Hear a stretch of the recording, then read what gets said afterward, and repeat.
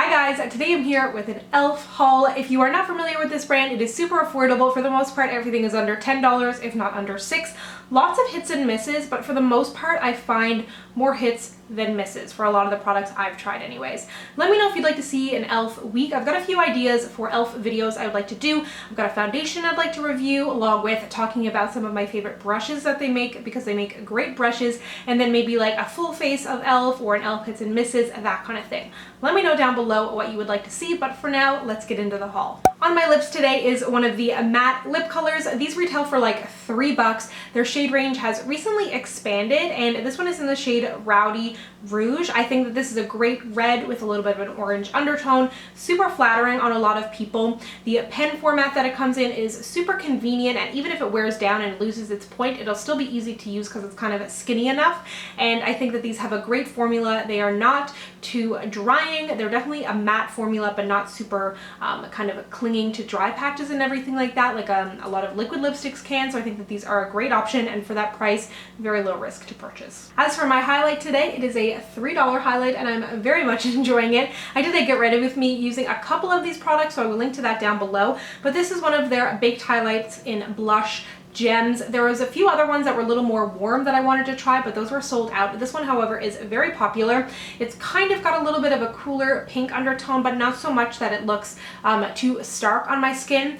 A lot of these baked products from e.l.f., I will kind of warn you, you sometimes need to like rub it down a little bit to really get to the more creamy pigment portion, or use a denser brush. But for $3, I think this is an amazing highlight. Looks great on the cheekbones, inner corner of the eyes, down the bridge of your nose, and highlights can get very expensive nowadays, and there's a lot of highlighters out there, so it is great to have an affordable option. I picked up this mineral infused mascara. I have not had good luck with e.l.f. mascara in the past, but as I mentioned, I would like to do potentially a full-faced makeup kind of routine or tutorial using all e.l.f., so I thought I would give this one a go. It looks like it has a nice kind of fuller brush. It is their mineral infused mascara, so we will see how it goes. Something newer to their line is one of their High Shine liquid lipsticks. I must say the packaging on this feels really nice. It feels a little bit more heavy than a lot of their other packaging. Again, this was like $3 or $4. I'm not expecting the most beautiful packaging in the world.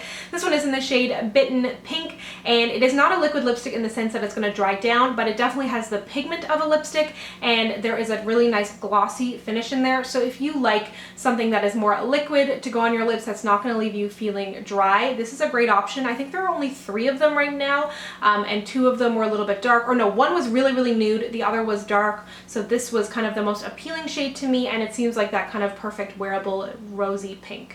I finally decided to try their matte mist and set. I think this has been around forever. Maybe it was just their other mist and set. Either way, I decided to pick up the matte version. I have not tried this out yet. I've heard that the sprayer is a little bit aggressive. I mean, we can try right now. That's actually not bad.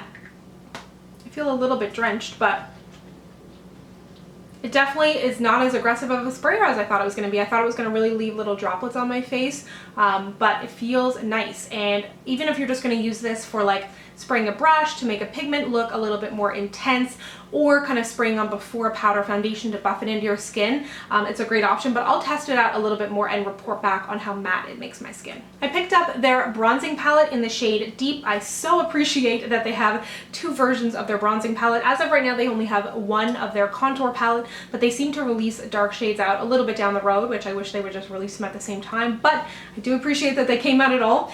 You get 4 different shades in here, and these 2 are matte right here. This one is a little bit warmer. This one is going to be a little bit more cooler for contour. This one here comes out looking a little bit more cooler than you would expect. There's a little bit of glitter in here, but I did not see it transfer on my skin.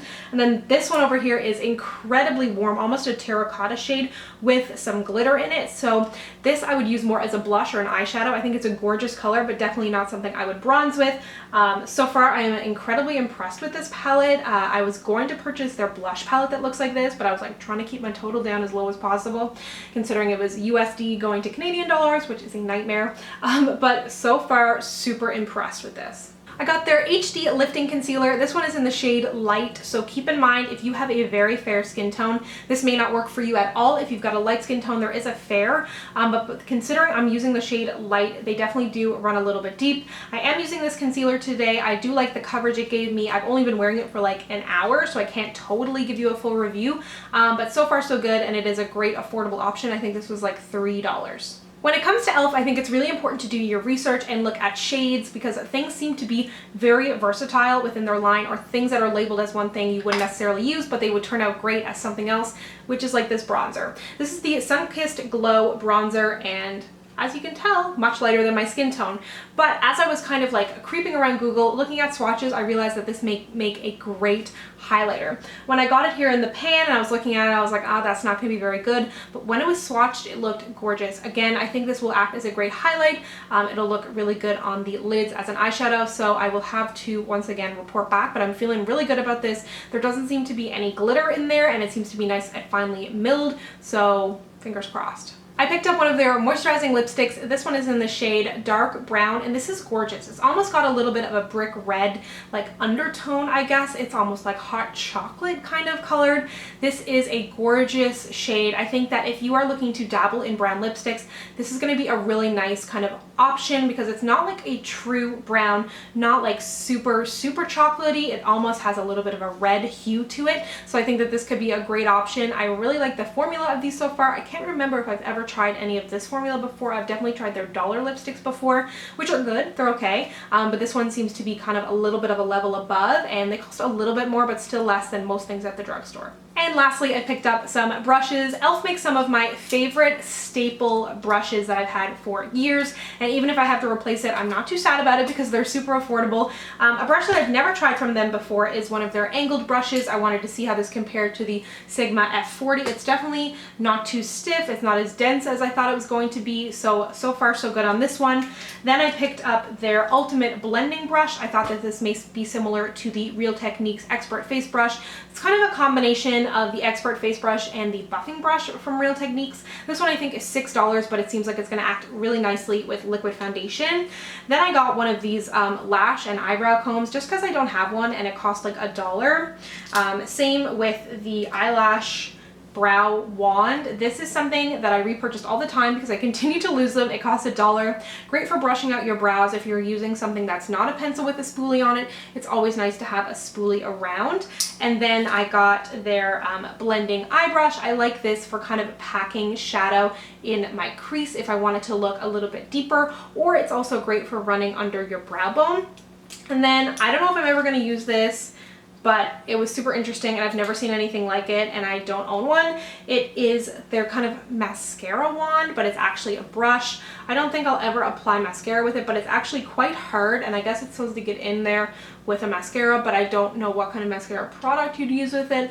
I feel like, I honestly don't know what I'd use this for, but it was interesting and cheap, so we'll see. If you guys have any suggestions, or if you use this brush or own it and love it, let me know down below how to use it, because now that I'm looking at it, I'm like, I don't know what I'm going to do. I can't really run it on my lower lash line because it is so stiff and kind of hard, but I don't know. Let me know what you think of this brush. So that is everything I have picked up from e.l.f. Let me know if you have any interest in e.l.f. week and what your favorite e.l.f. products are down below, because I love trying new stuff from e.l.f. Very affordable price. It makes it easy to take a little bit of a risk when trying something new. And if you'd like to connect with me, you can find me on Instagram, Twitter, and Snapchat at SamanthaJaneYT, and I'll see you guys next time. Bye!